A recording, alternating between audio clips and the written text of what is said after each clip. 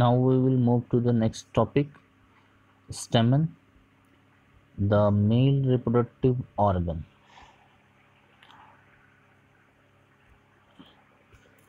स्टेमन का डायग्राम आपके सामने स्क्रीन पर दिख रहा है। इसमें दो पार्ट आपको क्लियरली विजिबल है। पहला पार्ट है ऊपर वाला, डेट इज है एंथर, और नीचे वाला पार्ट जिसको फिलामेंट बोले हैं। ये जो लंबा लाइन सा आपको दिख रहा है, डेट इज फिलामेंट या स्टॉक बोलेंगे। तो पहले हम चलते हैं स्टेमन का स्ट्रक्चर पहले पढ़ते हैं। तो स्टेमन का जैसे कि यहाँ पर डायग्राम में दो पार्ट विजुअलाइज हो रहा है, डेट इज अ फिलामेंट और दूसरा एंथर। कनेक्टिव जो है आपको विजुअलाइज नहीं हो पा रहा है, इसके लिए हम एक रफ डायग्राम बनाएंगे, उसके बाद आपको डिस्क्राइब करेंगे। चलिए चलते हैं फर्स्ट। तो सबसे पहले जो था स्टेमन के बारे में मैं बता दूं कि मेल रिप्रोडक्टिव ऑर्गन बोला जाता है। स्टेमन को एंड्रोशियम भी बोला जाता है, एंड्रोसियम भी बोलेंगे। एंड्रो वर्ड मलता बोलता है मेल, इसियम लगता है that is a reproductive organ. तो हो गया मेल रिप्रोडक्टिव ऑर्गन, इसको बोलेंगे। मेल रिप्रोडक्टिव ऑर्गन होता है, या फिर इसको बोलते हैं माइक्रोस्पोरोफिल ऑफ फ्लावर। माइक्रोस्पोरोफिल इसलिए बोलते हैं क्योंकि यही एक ऐसा सेंटर है जहाँ पर आपका माइक्रोस्पोर का फॉर्मेशन होता है। तो यहाँ पर माइक्रोस्पोर बोलने का मतलब है that is a pollen grain. Pollen grain का फॉर्मेशन हो पाता है, इसलिए इसको बोलते हैं माइक्रोस्पोरोफिल ऑफ द फ्लावर। तो यहाँ पर दो पॉइंट जो लिखने लायक है, that is the स्टेमन, the male reproductive organ. Second one, it is also called microsporophyll of the flower, where microspore are produced in the flower. अब जैसे इसमें मैंने बताया कि दो पार्ट होता है, that is it पहला फिलामेंट और दूसरा एंथर। फिलामेंट का पहली बात करते हैं, what is फिलामेंट। फिलामेंट जो होता है इसको बोलेंगे लॉन्ग सिलेंडर स्टॉक, ए वाला पार्ट, लॉन्ग सिलेंडर स्टॉक। इसका काम क्या है, ये जो रहता है फिलामेंट, ये जो आपको रहता है थैलेमस से एंथर को जोड़ता है। पिछले वीडियो में मैंने फ्लावर का स्ट्रक्चर बनाया था, एक थैलेमस पार्ट जो कि ब्रॉड बेस था, जिसको रिसेप्टिकल भी बोलते हैं।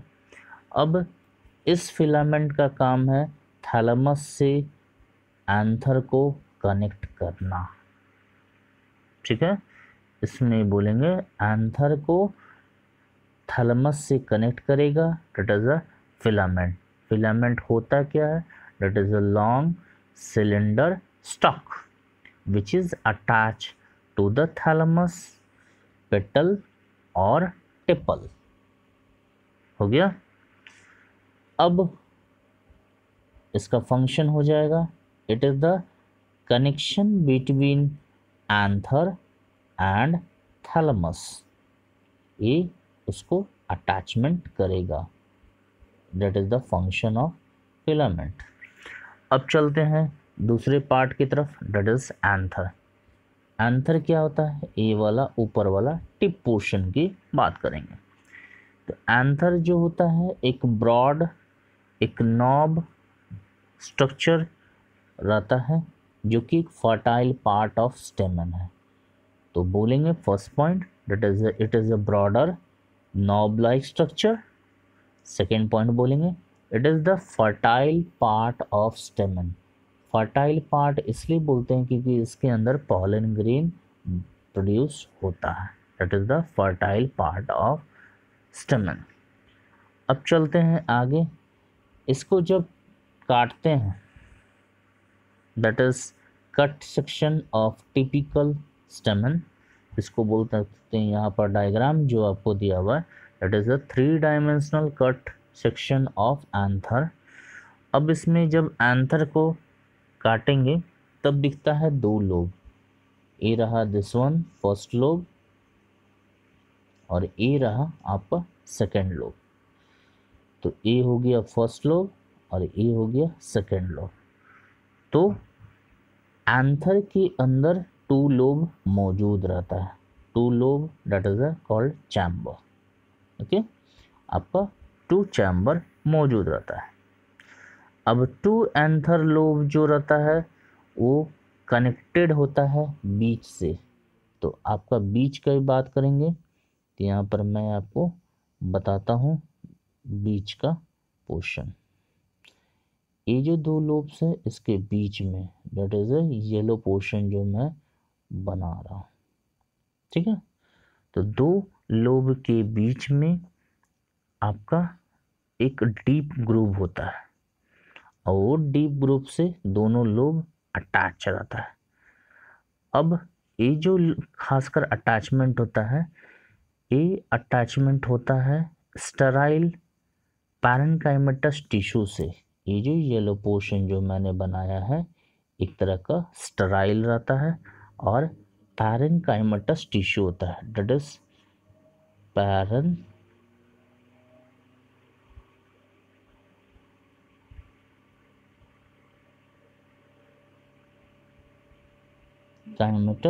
टिश्यू। ये आपका पीएमटी का क्वेश्चन है कि आपका कनेक्टिव किस चीज का बना रहता है। It is parenchymatous tissue. It is parenchymatous tissue और इस स्ट्रक्चर को बोलते हैं कनेक्टिव। फिर से मैं बता रहा हूँ कि ये जो 2 लोब है, 2 लोब जो रहता है कनेक्टेड होता है एक डीप ग्रुप से। उस डीप ग्रुप जो अटैच होता है एक स्टेराइल पैरेन्काइमेटस टिश्यू से, उस पैरेन्काइमेटस टिश्यू को बोलते हैं कनेक्टिव बोलेंगे। और ये कनेक्टिव जो होता है इसके पास वैस्कुलर स्ट्रैंड होता है। Vascular strand that is either xylem and phloem, जिसको बोल सकते हैं कंडक्टिंग टिश्यू भी प्रेजेंट रहता है। तो यहाँ पर मैंने डिस्कस किया स्टेमन का, टिपिकल स्टेमन का स्ट्रक्चर, देन आपका स्टेमन के स्ट्रक्चर के बारे में filament and anther with their function and then connective. अब जब फंक्शन की बात करेंगे तो फिलामेंट का मैंने बताया कि इसका काम है function of filament, it connect the anther with the thalamus part और रिसेप्टेकल। एंथर का काम बोलेंगे, फंक्शन की बात करेंगे तो बोलेंगे it is the fertile part of stamen which bear pollen grain and pollen grain which helps in pollination and thus perform fertilization। Connective का फंक्शन की बात करेंगे तो कनेक्टिव की बात करेंगे तो लिखेंगे इसमें कनेक्टिव में it is a sterile parenchymatous tissue which is present on the back side and it attach the 2 anther lobe and consist of vascular strand। Clear है आपको? यहाँ पर मैंने आपको बताया that is the basic structure of stamen, that is the male reproductive organ present in the flower, जो कि आपका typical स्टेमन and 3 dimensional cut section. Next topic is structure of anther. Structure of anther की बात करें तो last class में मैंने आपको बताया था कि फ्लावर का कहाँ पर एंथर का पोजीशन होता है। अभी चलते हैं स्ट्रक्चर ऑफ एंथर के बारे में। तो आपका डायग्राम देखिए, पहला वाला डायग्राम में आपका एक एंथर का डायग्राम दिया हुआ। अब एंथर का भी है, फिलामेंट का है। टोटल जो डायग्राम है वो आपका स्टेमन का है। ये जो डायग्राम आपको दिख रहा है दिस वन, ये आपको स्टेमन का डायग्राम है। इसमें देखिए 2 पार्ट में दिया हुआ, ऊपर वाला एंथर हो गया, और नीचे वाला जो हो गया फिलामेंट जो कि स्टॉक होता है। ऊपर वाला एंथर हो गया। तो एंथर जो होता है, जो कि एक bilobed tetragonal knob like structure होता है। मैंने बताया भी था कि एंथर जो होता है that is the fertile part of स्टेमन बोलते हैं। फर्टाइल पार्ट इसलिए बोलते हैं क्योंकि इसके अंदर पॉलन ग्रेन बनता है। पॉलन ग्रेन बनेगा जो कि आपका पॉलिनेशन प्रोसेस में मदद करेगा। तो चलिए स्ट्रक्चर देखते हैं, उसको डिफाइन करते हैं। तो first will be the structure of anther. तो ये हो जाएगा that is bilobed tetragonal oblong knob like structure। First point हो जाएगा स्ट्रक्चर ऑफ एंथर का, that is bilobed tetragonal oblong knob like structure। ये जो डायग्राम है, ये वाला डायग्राम आप देखिए, जब इसको ट्रांसवर्स सेक्शन काटा गया है तब उसके बाद उसमें दिख रहा है। तो इसमें दिख रहा है डायग्राम में कि आपका जो होता है एंथर के अंदर, यहाँ पर देखिए 2 चैम्बर है, यहाँ पर 2 चैम्बर है, तो इसलिए इसको बोलते हैं टेट्रागोनल। टेट्रागोनल बोलते हैं इसको स्ट्रक्चर को। अब ये जो होता है फर्टाइल पार्ट है, एक एंथर लोब में 2 चैम्बर डेट इज 1 चैम्बर और 2 चैम्बर। एक एंथर के लोब के अंदर 2 चैम्बर होता है। अब दो चैम्बर जो एंथर लोब का होता है, इसके अंदर ये जो स्ट्रक्चर आपको दिख रहा है नीचे की तरफ, ए वाला और ए वाला, इसको बोलेंगे सिलेंड्रिकल लॉन्ग पॉलन सैक। इसको पॉलन सैक बोलेंगे। फिर से मैं बताता हूँ आपको डायग्राम में डिफाइन करके कि ए वाला जो स्ट्रक्चर आपको दिख रहा है, ए वाला दिस वन, ये जो है एंथर लोब का लॉन्ग और सिलिंड्रिकल चैम्बर है, जिसको पॉलन सैक बोलते हैं या फिर माइक्रोस्पोरेंजिया बोलेंगे। फिर से बोल रहा हूँ कि the 2 chamber of anther lobe possess long cylindrical pollen sac। This is called pollen sac और माइक्रोस्पोरेंजिया। माइक्रोस्पोरेंजिया इसलिए बोलते हैं क्योंकि यहाँ पर वर्ड आया है माइक्रोस्पोर, तो माइक्रोस्पोर बोलते हैं पॉलन ग्रेन को। याद रखिएगा, microspore is called pollen grain, और स्पोरेंजिया यहाँ पर बोलने वाला है कि जहाँ पर माइक्रोस्पोर का प्रोडक्शन होता है। तो माइक्रोस्पोर का प्रोडक्शन हो रहा है आपका पॉलन सैक में, इसको पॉलन सैक को माइक्रोस्पोरेंजिया भी बोलेंगे। सिंगल की बात करेंगे तो इट विल बी माइक्रोस्पोरेंजियम। इस वर्ड को, कुछ कुछ टिपिकल वर्ड है उसको ध्यान में दीजिएगा, ये आगे जाके कन्फ्यूज़न क्रिएट नहीं करे। सो माइक्रोस्पोरेंजिया किसको बोलते हैं? That is a pollen sac. क्यों बोलते हैं? Because it is a chamber in which pollen grain और माइक्रोस्पोर आर प्रोड्यूस्ड। ठीक है, अब बात करेंगे, यहाँ पर कॉन्सेप्ट आता है टेट्रास्पोरेंजिएट का। अब टेट्रास्पोरेंजिएट क्या होता है? अगर आप स्ट्रक्चर देखते हैं ए वाला को बड़ा करके, मैं यहाँ पर डायग्राम में आपको रफली बताता हूँ। देखिए डायग्राम में 1 2 3 और 4, आप अगर डायग्राम में देखिएगा तो इस तरफ से फ्यूज़ किया हुआ, इस तरफ से। तो एक बाइलोब्ड एंथर की बात करें, एक लोब हो गया ए वाला और दूसरा लोब हो गया आपका दिसवा। तो एक लोब और दूसरा लोब, तो एक लोब के अंदर 2 माइक्रोस्पोरेंजिया आ गया और इसके अंदर भी 2 आ गया। तो टोटल मिला के 1 2 3 4 4 हो गया। तो 4 को बोलेंगे टेट्रा, वर्ड हो गया टेट्रा। है क्या? दैट इज है माइक्रोस्पोर, इसको बोलेंगे sporangiate, sporangiate, that is tetra 4 microspore जिएट मतलब बियरिंग बॉडी, आपका टेट्रा स्पोर इसको बोलेंगे। यहाँ से एक मेडिकल में आपका पीएमटी में क्वेश्चन आया हुआ कि कौन सा ऐसा प्लांट है जिसका एंथर लोब में ओनली 1 माइक्रोस्पोरेंजिया होता है। तो मैं आपको बता रहा हूँ कि अभी जैसे आपको कॉन्सेप्ट बताया टेट्रास्पोरेंजिएट का, अगर बाइलोब्ड रहा तो टेट्रास्पोरेंजिएट होगा। जनरल प्लांट की कैटेगरी का बात कर रहा हूँ, पर कुछ एक्सेप्शन भी होता है जिसमें आपका सिंगल माइक्रोस्पोरेंजिया रहेगा एंथर लोब के अंदर। तो इसका डायग्राम किस टाइप से दिखेगा आपको बताता हूँ।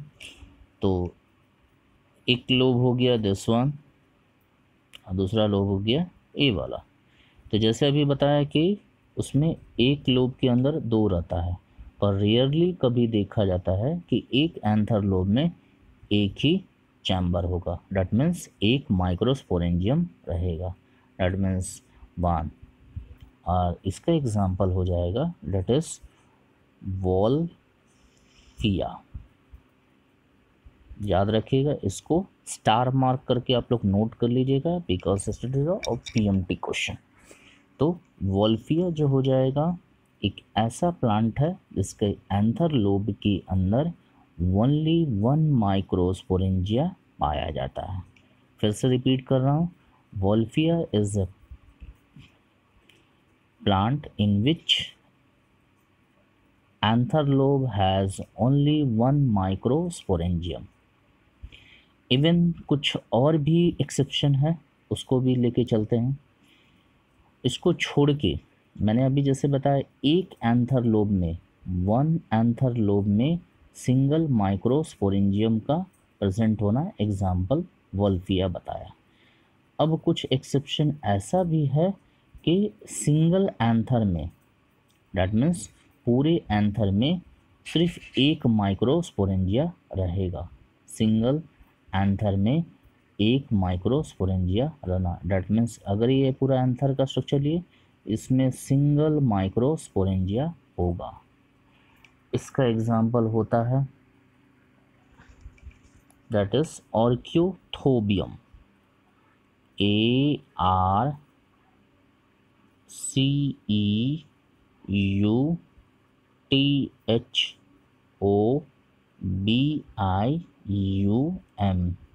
इसको भी स्टार मार्क करके नोट कर लीजिए। फिर से रिपीट कर रहा हूँ कि आर्किथोबियम के केस में एक एंथर के अंदर एक माइक्रोस्पोरेंजियम, ये भी रेयरली देखा जाता है। इससे पहले मैंने बताया कि एक माइक्रोस्पोरेंजियम एक एंथर लोब के अंदर, दैट इज द वॉल्फिया। अब इसके अंदर एक एंथर के अंदर एक माइक्रोस्पोरेंजियम, दैट इज आर्कियोथोबियम। ये दोनों क्वेश्चन आपका पीएमटी में पूछा हुआ है। अब चलते हैं स्ट्रक्चर की तरफ। आपका स्ट्रक्चर एक्सेप्शन आपका क्लियर हो गया। अगर नहीं हुआ तो आप उसको कमेंट बॉक्स में कमेंट कर सकते हैं, मैं आपको फिर से रिपीट कर दूंगा या फिर आपको क्लियर कर दूंगा। अब चलते हैं इसका जो नॉर्मली स्ट्रक्चर की तरफ, डेट इज एंथर का। तो जैसे कि आप देख रहे हैं डायग्राम में कि 4 माइक्रोस्पोरेंजियम रहता है, चारों चार साइड में मौजूद रहता है। जैसे कि देख सकते हैं 1, एक कॉर्नर, दूसरा कॉर्नर, तीसरा कॉर्नर, मतलब सब कॉर्नर में रहेगा। एक कभी ऐसा नहीं रहेगा कि आसपास में चिपका हुआ रहेगा या फिर पास पास रहेगा, ऐसा नहीं है। सब एक कॉर्नर में मौजूद रहेगा अगर 4 माइक्रोस्पोरेंजिया है तो। दूसरा चीज़ है दे जो रहता है वो सब पैरेलल रहेगा, वन पैरेलल। जैसे कि इसके पैरेलल ए है, इसके पैरेलल ए है, इसके पैरेलल ए हो गया, इसके पैरेलल ए हो गया। यहाँ पर आपका 2 पॉइंट बनता है, डेट इज कि 4 microsporangium of anther are placed और are present at the 4 corner. पहला पॉइंट हो गया। दूसरा यहाँ पर बनता है कि they run parallel to one another, हमेशा एक दूसरे से पैरेलल होगा। अब जो होता है, मैंने आपको लास्ट क्लास में एक बताया था कि जो एंथर का जो 2 लोब होता है, वो जो अटैचमेंट रहता है, बीच में एक टिश्यू रहता है जो कि अटैचमेंट का मदद करता है, जिसको बोले थे कनेक्टिव। ये रहा आपका कनेक्टिव। कनेक्टिव जो रहा, जैसे मैंने बताया था कि it is made up of parenchymatous tissue.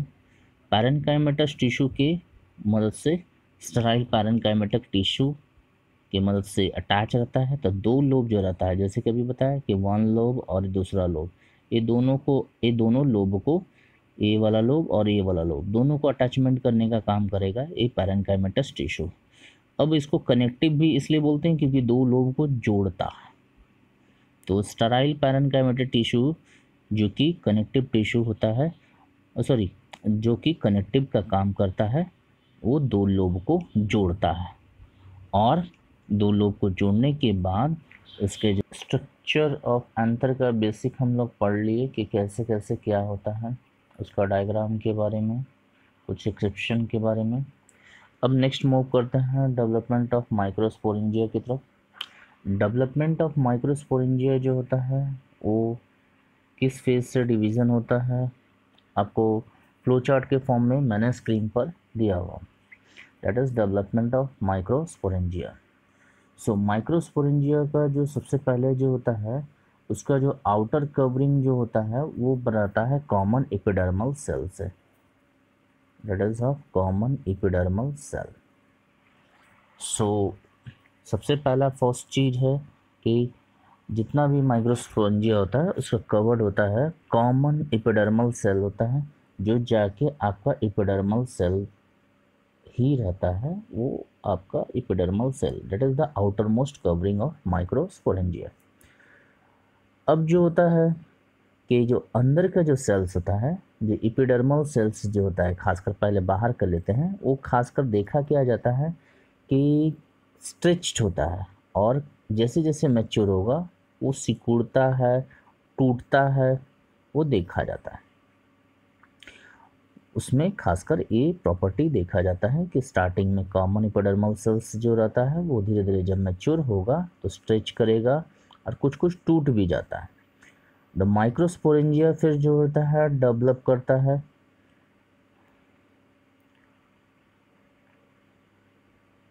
Form करता है आर्कीस्पोरियल सेल्स।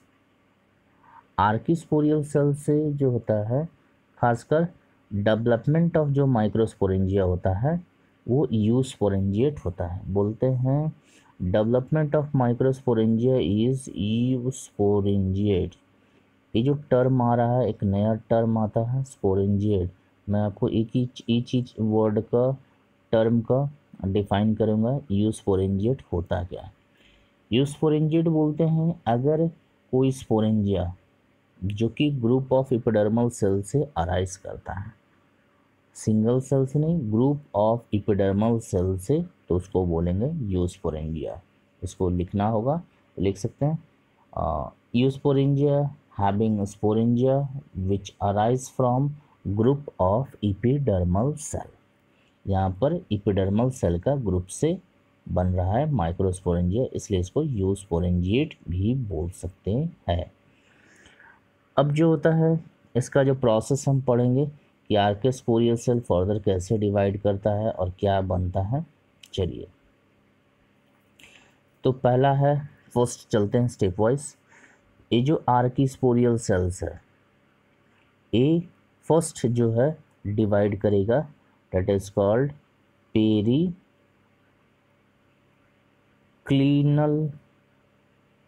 डिवीज़न। एक नया डिवीज़न आ गया, पेरिक्लिनल डिवीज़न। अभी पेरिक्लिनल डिवीज़न होता क्या है?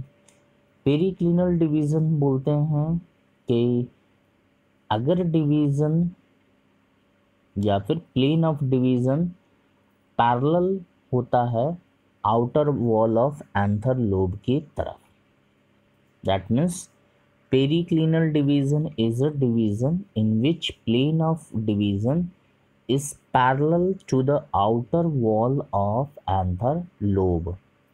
मतलब एंथर लोब के डायरेक्ट पैरेलल होगा डिवीज़न, तो उसको बोलेंगे पेरिक्लिनल डिवीज़न। तो आर्कीस्पोरियल सेल आपका पेरिक्लिनल डिवीज़न करेगा और आउटर की तरफ बनेगा, that is a parietal, primary parietal cell. आपको एक एक स्टेप से लेके चलते हैं।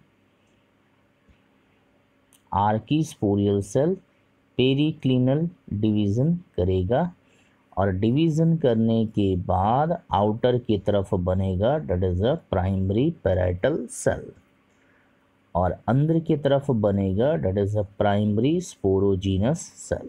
ये आपको फ्लो चार्ट के फॉर्म में मैं समझा देता हूँ, उसके बाद डायग्राम के फॉर्म में आपको बताऊंगा ये डायग्राम के फॉर्म में कैसे कैसे क्या बनता है। तो archesporial cell undergo periclinal division. Periclinal division ऐसा डिवीज़न होता है जिसमें प्लेन ऑफ डिवीज़न पैरेलल होगा outer wall of anther lobe की तरफ। That means archesporial undergo periclinal division, then forms outer that is a primary parietal layer and inner primary sporogenous layer that is primary sporogenous cell। Inner की तरफ ए बनेगा, outer की तरफ वो बनेगा। अब जो होता है पैराइटल सेल जो कि प्राइमरी पैराइटल सेल है, वो जाके फर्दर डेवलपमेंट होता है, बनाता है सेकेंडरी पैराइटल सेल। अब सेकेंडरी पैराइटल सेल जो होता है फर्दर डेवलप करेगा endothecium, middle layer and tapetum. ये 3 लेयर का फॉर्मेशन करता है जो कि प्राइमरी पैराइटल सेल से डेवलप कर पाता है। वहीं अगर इसका बात करेंगे स्पोरोजीनस सेल का, स्पोरोजीनस सेल फर्दर मैच्योर कर डेवलप करेगा सेकेंडरी स्पोरोजीनस सेल, और ये जाके बनाएगा pollen mother cell that is PMC. इसको पीएमसी भी बोल सकते हैं या फिर एमएमसी भी बोल सकते हैं, that is microspore mother cell. इसका दो नाम, आप दोनों नाम याद रखिएगा, that is pollen mother cell या फिर माइक्रोस्पोर मदर सेल, जिससे पोलन ग्रेन का प्रोडक्शन होगा। अब ये जो पैराइटल लेयर है जो कि मैंने बताया आउटर लेयर, ए भी जो होता है पेरिक्लिनल डिवीज़न होता है, that is division which is parallel to the outer wall of anther lobe, जो कि बोलेंगे रिजल्ट ये होता है कि टोटल माइक्रोस्पोरेंजियल वॉल का फॉर्मेशन होता है। तो माइक्रोस्पोरेंजियल वॉल का फॉर्मेशन होगा तो यहाँ पर हो गया एंडोथेशियम हो गया, मिडिल वॉल हो गया, सॉरी मिडिल लेयर हो गया, टिप्टम हो गया, आपका लेयर होता है। अगर लेयर की बात करेंगे टोटल, तो भैया यहाँ पर देखिए ये 3 लेयर हो गया। एक एपिडर्मल को अगर काउंट कर लेते हैं तो 4 लेयर हो जाएगा। तो टोटल मिला के 3 से 5 लेयर मैक्सिमम जो होता है वो आपका माइक्रोस्पोरेंजियल वॉल का फॉर्मेशन हो जाता है। This is called formation of microsporangial wall, या फिर बोल सकते हैं डेवलपमेंट ऑफ माइक्रोस्पोरेंजिया, क्योंकि इसमें पूरी तरह से पोलन मदर सेल भी बन गया, एपिडर्मल सेल भी बन गया, एंडोथेशियम भी बन गया, मिडिल लेयर भी इसमें फॉर्मेशन हो गया। अब जो होता है माइक्रोस्पोरेंजिया के केस में, जिसको बोलते हैं that is a future pollen sac, future pollen sac भी बोल सकते हैं। जैसे कि अभी मैंने बताया कि माइक्रोस्पोरेंजिया के पास 4 लेयर होता है। एक बताया that is outermost epidermal cell जो कि कॉमन है, एंडोथेशियम दूसरा लेयर, आउटर से इनर आप याद रखिएगा क्योंकि पीएमटी का क्वेश्चन आता है कि सबसे outermost epidermis, then endothecium, then middle layer. Middle layer जो होता है मिनिमम 1 लेयर हो सकता है, मैक्सिमम 3 लेयर होता है, एक्सेप्शन में 5 लेयर भी होता है। टिप्टम उसके बाद दैट इज अ टिप्टम। तो टोटल मिला के आपको जो हो गया 4 लेयर हो गया, that is a microsporangium wall. अब जो होता है खासकर इसके अंदर जो होता है 4 लेयर का जो प्रोटेक्शन रहता है और ये पोलन मदर सेल को बचा कर रखता है। पोलन मदर सेल से आपका पोलन ग्रेन का डेवलपमेंट होता है, पोलन ग्रेन का। तो एक पीएमसी या फिर MMC will leads to formation of 4 pollen grain. इस कॉन्सेप्ट को याद रखिएगा, आप स्टार मार्क देके भी नोट कर सकते हैं या फिर इसको, क्योंकि आगे का कुछ न्यूमेरिकल क्वेश्चन जो इससे रिलेटेड है उसको सॉल्व करने में आएगा। That is 1 PMC, that is 1 pollen mother cell, or 1 MMC, that is microspore mother cell, leads to formation of 4 pollen grain। मतलब एक PMC एक MMC से 4 pollen grain बनेगा। इस कॉन्सेप्ट को दिमाग में आप रखिएगा, जो कि आगे जाके आपको न्यूमेरिकल जो कि इससे रिलेटेड है उससे काम आएगा।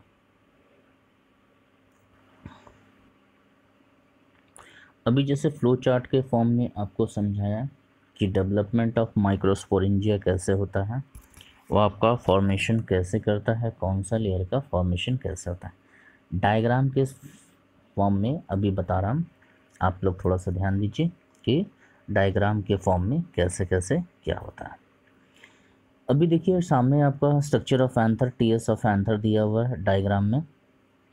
इस डायग्राम में देखिए कि आपका जैसे बताया कि एपिडर्मिस जो होता है एपिडर्मल सेल से डेवलप करता है, जो कि कॉमन लेयर होता है, कॉमन एंथर कवरिंग जिसको बोलते हैं। उसके बाद आर्किस्पोरियल सेल डेवलप कर रहा है, 3 लेयर बना रहा है, that is endothecium, middle layer और टिप्टम। टिप्टम जो होता है माइक्रोस्पोरेंजियम का आउटर कवरिंग होता है। मिडिल लेयर जो होता है बीच वाला लेयर होता है। सबसे बाहर का लेयर होता है दैट इज़ एपिडर्मिस, तो 1 नंबर हो गया, that is the first layer, that is the outer most layer. उसके बाद आता है endothecium, that is the second outer most layer, and third middle layer, and then tapetum. अगर ऑर्डर की बात किया जाए, आपका पीएमटी में क्वेश्चन आता है ऑर्डर बताइए, तो सबसे पहला एपिडर्मिस आएगा, that is the outer most. उसके बाद एंडोथेशियम, उससे जस्ट अंदर, मिडिल लेयर उससे जस्ट अंदर, और टिप्टम उसके बाद और अंदर। तो इसको आप सीक्वेंस में याद रखिएगा, फ्रॉम आउटर टू इनसाइड या फिर फ्रॉम इनर टू आउटसाइड। खासकर ज़्यादातर क्वेश्चन आया हुआ from outer to inner side. तो इसमें जो 3 लेयर का नाम बताया, that is epidermis, endothecium, middle layer और टिप्टम। तो एपिडर्मिस तो कॉमन हो गया एंथर का कवरिंग, आपका एंडोथेशियम, मिडिल लेयर और टिप्टम जो हो गया वो आपका आर्किस्पोरियल सेल से डेवलप करेगा। अब जो होता है टोटल मिला के अगर बात करेंगे तो माइक्रोस्पोरेंजियम के 4 लेयर हो गए, that is epidermis, endothecium, middle layer और टिप्टम। तो एपिडर्मिस जो होता है that is outermost covering जो कि कॉमन हुआ। एंडोथेशियम जो होता है दैट इज उसके अंदर जो हुआ, यहाँ पर डायग्राम में देखिएगा जो ब्लूइश कलर का जो दिख रहा है दैट इज एपिडर्मिस, जो रेडिश कलर का है जो एंडोथेशियम, मिडिल लेयर उसके बाद ब्लूइश कलर का है, और जो ब्लैक वाला जो है दैट इज़ अ टिप्टम लेयर जो कि अंदर का दिखा रहा है। स्पोरोजीनस टिश्यू जो होता है होमोजीनस टिश्यू भी उसको बोलते हैं। मिडिल लेयर जो होता है 1 to 3 लेयर होता है, आपका 5 लेयर जो मैक्सिमम तक जाता है। अब इसमें जो होता है दैट इज़ किसका क्या काम है, धीरे धीरे डील करते हैं आपका एंथर का स्ट्रक्चर को। तो आपका एंथर का स्ट्रक्चर को डील करते हैं। सबसे पहला जो होता है outer most 3 layer, outer most 3 layer की बात करेंगे, that is epidermis, endothecium and middle layer. ये 3 जो लेयर होता है इसका सबसे पहले जो क्या क्या काम होता है धीरे धीरे इसको पढ़ें। तो सबसे पहले जो होता है आउटर, ये 3 लेयर होता है, इसका मेन काम होता है to protect the young anther. पहला फंक्शन इसका हो गया to protect the young anther. Second function हो गया कि mechanism of dehiscence in ripe anther, मतलब जब एंथर जब पूरी तरह से मैच्योर करेगा तो ये जो लेयर होता है आपका डेhiscence करने में मदद करता है। डेhiscence बोलते हैं दैट इज फटना, दैट फटेगा तब पॉलन ग्रेन रिलीज करेगा। तो ये जो 3 लेयर का 2 काम हो गया, जैसे बताया protection in young anther, second that is mechanism of dehiscence in ripe anther. जब एंथर पूरी तरह से पक जाएगा या फिर राइपन हो जाएगा तो डेhiscence करने में मदद करेगा। तो यहाँ पर एक कॉमन फंक्शन मैंने आपको बताया। अब जो होता है एंडोथेशियम और टिप्टम जो होता है, एंडोथेशियम और टिप्टम जो होता है इन लोग के पास मतलब मेनली जो रहता है कंसिस्ट ऑफ लार्जर सेल, एक कंसिस्ट ऑफ लार्जर सेल होता है। खासकर एंडोथेशियम की बात करते हैं पहले। तो एंडोथेशियम जो होता है इसके पास, एंडोथेशियम के पास डेवलप करता है फाइब्रस थिकनिंग। अब फाइब्रस थिकनिंग डेवलप करता है that is of alpha cellulose, that is alpha cellulose develop करता है, that is a fibrous thickening. मतलब एंडोथेशियम के पास डेवलप करता है fibrous thickening of alpha cellulose. Alpha cellulose के डेवलपमेंट के चलते ये जो होता है डेड हो जाता है। That means due to development of fibrous thickening of alpha cellulose on inner and radial wall, inner side जो कि एपिडर्मिस के अंदर है और रेडियल वॉल की तरफ ये पूरी तरह से डेड कर जाता है। एक स्टार मार्क यहाँ पर आप लोग नोट कर लीजिए जो कि मेडिकल का क्वेश्चन है। ये जो फाइब्रस थिकनिंग होता है खासकर अल्फा सेलुलोज का, इसके अंदर एंडोथेशियम के अंदर, इसीलिए एंडोथेशियम को फाइब्रस लेयर भी बोला जाता है, फाइब्रस लेयर। फिर से मैं रिपीट कर रहा हूँ, due to presence of fibrous thickening of alpha cellulose endothecium is also called fibrous layer. इस चीज़ को याद रखिएगा, आपका पीएमटी का क्वेश्चन है कि अल्फा सेलुलोज का डिपोजिशन होने के कारण उसको फाइब्रस लेयर बोला जाता है। अब जो होता है आगे की तरफ चलते हैं।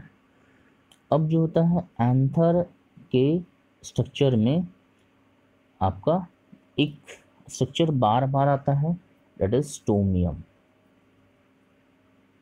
स्टोमियम या फिर इसको बोलते हैं line of dehiscence, line of dehiscence. अब इसका मतलब क्या होता है, कहाँ पर होता है बताता। अब जो माइक्रोस्पोरेंजियम का स्ट्रक्चर का जब बात करेंगे तो यहाँ पर देखिए ये जो स्ट्रक्चर है, मैं डायग्राम बना रहा हूँ, ये रेडिस जोन और ये रेडिस जोन। ये एक ऐसा पॉइंट होता है जहाँ से एंथर रप्चर करता है और पॉलन ग्रेन यहाँ से रिलीज करेगा।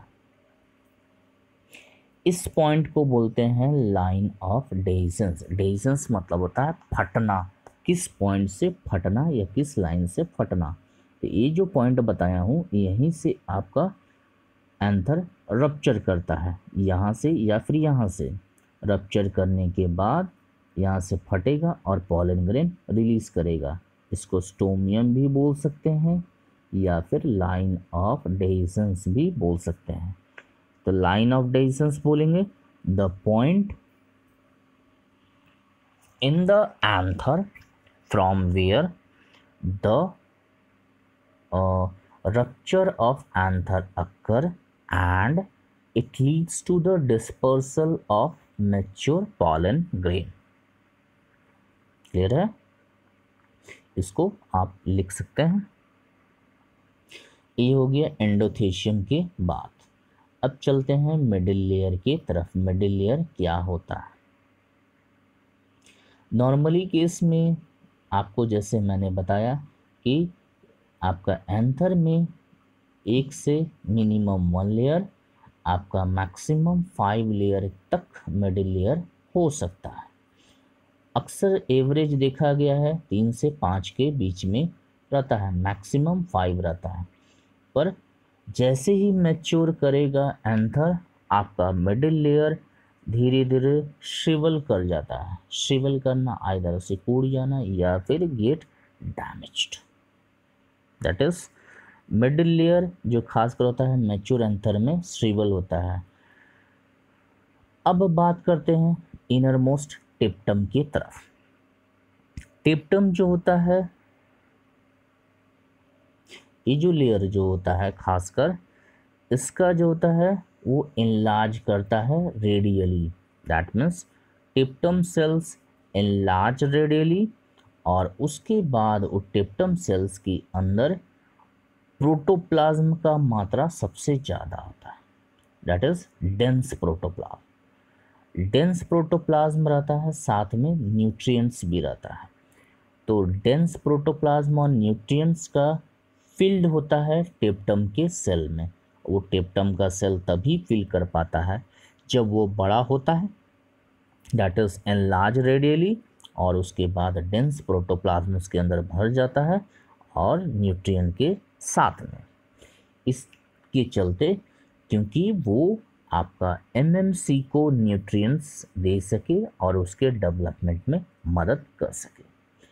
टिप्टम जो होता है, सेकेंड पॉइंट जो टिप्टम का, it may be multinucleate, जिससे कि आपका पॉलीप्लॉइडी केस हो जाए। Poly that is a many, ploidy that is a chromosome number. ये आपका टिप्टम का जनरल कैरेक्टरिस्टिक्स मैंने बता दिया। Tapetum that is first point जैसे बताया, that is the outer most covering of microsporangia. Second point मैंने बताया कि tapetum cells enlarge radially and get filled with a protoplasm as well as nutrients। 2 point बता दिया।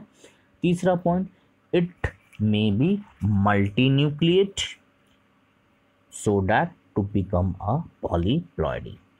अब टाइप्स की तरफ चलते हैं। तो 2 टाइप का टिप्टम का टाइप होता है। पहला लेते हैं amoeboid, that is the first type of tapetum. Amoeboid type में क्या होता है कि जो टिप्टम सेल्स होता है वो फ्यूज करेगा और फॉर्म करेगा प्लाज्मोडियम या पेरीप्लाज्मोडियम। फिर से बता रहा हूँ, अमीबॉइड टाइप में टिप्टम सेल्स फ्यूज करेगा और बनाएगा स्ट्रक्चर कॉल्ड पेरीप्लाज्मोडियम और प्लाज्मोडियम। चूँकि इसीलिए इसको अमीबॉइड टाइप को पेरीप्लाज्मोडियम या इन्वेसिव भी बोलते हैं। अब इन्वेसिव क्यों बोला जाता है? क्योंकि पेरीप्लाज्मोडियम या प्लाज्मोडियम बनने बाद ये पास करता है in between the sporogenous cell. मतलब स्पोरोजीनस सेल जो दिख रहा है आपको डायग्राम में, जो मैंने रेडिस किया है, इसके बीच में आपका अमीबॉइड टाइप का जो टिप्टम सेल है वो पहुंचेगा और यहाँ पर न्यूट्रिशन को सप्लाई करेगा। मतलब एमएमसी जो मौजूद है उसको न्यूट्रिशन सप्लाई करेगा जिससे कि वो डेवलप कर पाए। इसीलिए इसको इन्वेसिव भी बोलते हैं, क्योंकि बाहर से अंदर की तरफ जाता है और स्पोरोजीनस सेल्स के को न्यूट्रिशन प्रोवाइड करता है। दूसरा होता है that is second type of tapetum is secretory. Second type है दैट इज सिक्रिटरी। सिक्रिटरी को ग्लैंडुलर भी बोलते हैं या फिर पैराइटल भी बोलते हैं। ये सिक्रिटरी सब टिप्टम सेल्स जो होता है, इसका जो सेल्स होता है खासकर अंदर से बाहर की तरफ जाएगा। अंदर से बाहर की तरफ जाएगा, दैट मीन्स ये जो होता है सिक्रिटरी सेल्स जो होता है टिप्टम का, वो जो होता है अंदर से सब्सटेंस को बाहर की तरफ भेजता है जिससे कि आपका ग्रोथ एंड डिफरेंशिएशन हो सके। पहला मैंने बताया अमीबॉइड में, अमीबॉइड के केस में बाहर से अंदर की तरफ आएगा जिससे कि वो न्यूट्रिशन सप्लाई कर सके स्पोरोजीनस टिश्यू को। सिक्रिटरी के केस में अंदर से बाहर जाएगा, दैट इज सब्सटेंस को अंदर से बाहर भेजेगा जिससे कि ग्रोथ एंड डिफरेंशिएशन हो सके। जब ये पूरा प्रोसेस हो जाएगा तब टिप्टम धीरे धीरे डिजनरेट कर जाता है। जैसे कि ये डायग्राम में आप देख सकते हैं टिप्टम पूरी तरह से डिजनरेट कर गया है because anther is fully matured. जब पूरी तरह से मैच्योर कर जाएगा तो वो धीरे धीरे डिजनरेट कर जाएगा। ये पूरा प्रोसेस मैंने बता दिया, that is the types of tapetum. अब चलते हैं that is the function of tapetum. Tapetum का फंक्शन की बात करेंगे तो पहला फंक्शन आएगा, first function, it provide nutrition to the developing microspore mother cell. मैंने जैसे बताया था फर्स्ट वन कि माइक्रोस्पोर मदर सेल को न्यूट्रिशन प्रोवाइड करेगा, या फिर इसको पीएमसी भी बोल सकते हैं, that is a pollen mother cell को न्यूट्रिशन प्रोवाइड करेगा। सेकेंड फंक्शन की बात करेंगे तो ये रिलीज करता है, डेट इज टेप्टम रिलीजेस या फिर सिक्रीट एंजाइम कॉल्ड कैलेज। इसको स्टार मार्क करके आप लोग नोट कर लीजिए, because it is a very much important question ask in PMT, that tapetum secretes enzyme called callase. Callase enzyme का नाम है जो कि रिलीज करता है टेप्टम के द्वारा, और एक कैलेज जो होता है खासकर रेस्पॉन्सिबल होता है कैलोज वॉल को तोड़ने में, that is a degradation of callose wall. अब ये कैलोज वॉल प्रेजेंट होता है पॉलिन टेट्राड में की सराउंडिंग में। Tetrad that is a group of pollen जो रहता है उसके सराउंडिंग में। फिर से रिपीट कर रहा हूँ कि टेप्टम सिक्रीट कैलेज एंजाइम एक तरह का एंजाइम है जो कि आपका कैलोज वॉल को डिग्रेड करेगा, इसको तोड़ेगा। कब तोड़ेगा? जब पॉलन ग्रेन पूरी तरह से मैच्योर होने रहता है। तो पॉलन टेट्राड के सराउंडिंग में ये पाया जाता है कैलोज वॉल। दो फंक्शन आपको टेप्टम का बता दिया। तीसरा फंक्शन की तरफ चलते हैं जो कि वेरी मच इम्पॉर्टेंट फंक्शन है। तीसरा फंक्शन चलते हैं। तीसरा फंक्शन जो होता है that is tapetum produces lipid rich Ubisch ग्रैन्युल्स।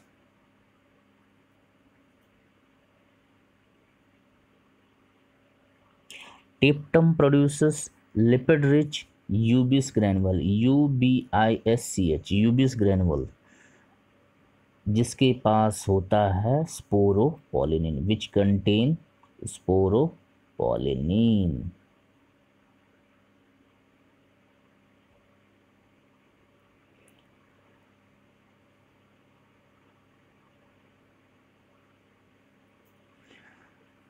फिर से बता रहा हूँ कि टेप्टम produces lipid rich यूबिस granules which contain sporopollenin. अब ये स्पोरोपोलिनिन जो होता है एग्जाइन फॉर्मेशन में मदद करेगा। Exine that is the outer most layer of mature pollen grain. तो ये आपका एग्जाइन फॉर्मेशन में मदद करेगा। ये हो गया तीन फंक्शन। चौथा फंक्शन की तरफ चलते हैं तो टेप्टम जो होता है पॉलन किट फॉर्मेशन में मदद करेगा। अब पॉलन किट क्या होता है, किस में यूज़ होता है, चलिए उसके बारे में पढ़ते हैं।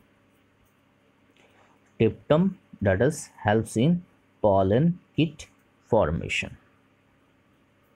पॉलन किट होता है दैट इज ये जो होता है एक तरह का ऑयली स्टिकी कवरिंग होता है, खासकर बना होता है लिपिड एंड कैरोटेनॉइड से। लिपिड एंड कैरोटेनॉइड से बना रहता है। पॉलन किट जो होगा ऑयली एंड स्टिकी कवरिंग जो कि लिपिड एंड कैरोटेनॉइड से रहेगा। और ये जो पॉलन किट होता है खासकर ज़्यादातर मददगार होता है एंटोमोफिली में। Entomophily that is a pollination through insect, मददगार होता है। पॉलन किट जो हुआ that is oily and sticky covering which consist of lipid and carotenoid and it helps in entomophily that is a pollination through insect. Pollination through insect में मदद करेगा क्योंकि pollen kit जो होता है स्टिकी कवरिंग होने के कारण इंसेक्ट उसके साथ स्टिकअप कर जाता है और पॉलन ग्रेन का ट्रांसफ़र हो पाता है। ये हो गया चार फंक्शन। अब पांचवा फंक्शन की तरफ चलते हैं दैट इज टेप्टम जो होता है आपका, टेप्टम के पास स्पेशल टाइप का प्रोटीन होता है जो कि पॉलन ग्रेन के लिए होता है, स्पेशल टाइप ऑफ प्रोटीन। अब जैसे कि स्पेशल टाइप ऑफ प्रोटीन होता है जो कि पॉलन ग्रेन के लिए होता है। ये जैसे एक डायग्राम बनाते हैं फीमेल का, तो फीमेल के पिस्टल के ऊपर का जो रीजन होता है उसको बोलते हैं स्टिग्मा। अब स्टिग्मा के साथ जैसे कि एक पॉलन ग्रेन उड़ के स्टिक होके यहाँ पर आया, तो जो टिप्टम होता है वो जो रिलीज करता है स्पेशल टाइप का प्रोटीन जो कि पॉलन ग्रेन के ऊपर मौजूद रहता है। ये जो पॉलन ग्रेन के ऊपर स्पेशल टाइप का प्रोटीन जो मौजूद होता है वो रिकॉग्नाइज करता है कंपैटिबल, दैट इज कि किसी और का पॉलन ग्रेन किसी और स्टिग्मा के साथ स्टिकअप नहीं कर जाए, that should be of same species or there's a probability of compatibility or not. So ये जो स्पेशल प्रोटीन होता है दो चीज़ को चेक करता है, जो खासकर recognise compatibility and hormone IAA that is indole acetic acid. तो यहाँ पर जो होता है tapetum has special protein for the pollen grain to recognise compatibility and hormone AA that is indole acetic acid। ये हो गया आपका टोटल फंक्शन ऑफ टिप्टम। अब जो मैंने आपको प्रोसेस बताया पूरा आपका स्ट्रक्चर ऑफ एंथर माइक्रोस्पोरेंजियम पूरा डिस्क्राइब कर दिया। इसके बाद हम लोग पढ़ेंगे that is the microsporogenesis, that is the development of pollen grain. अभी जो मैंने बताया उसको आप ध्यान से सुन के आप उसको नोट डाउन कीजिए और जो जो इंस्ट्रक्शनल पॉइंट्स बताया है उसको स्टार मार्क दे के आप उसको नोट डाउन कीजिए, because it will very much helpful in solving the numerical question and even जो है आपको मदद करेगा आपका आगे के जाके कॉन्सेप्ट में। तो उस चीज़ को आप याद रखिएगा क्योंकि ये जो रहेगा आपको बेनिफिशियल होगा। सो तब तक के लिए गुड लक।